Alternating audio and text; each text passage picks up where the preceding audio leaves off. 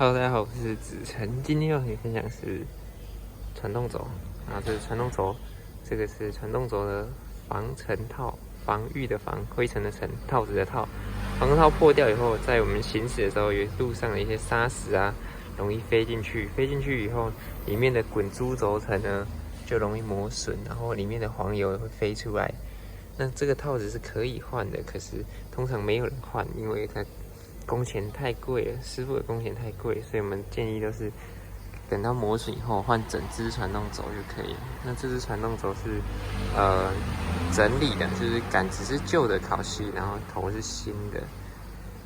OK， 那这是 ABS 的感应齿轮。好，大家下次见喽！记得帮我订阅我频道，追踪我的IG。我们下次见，拜拜。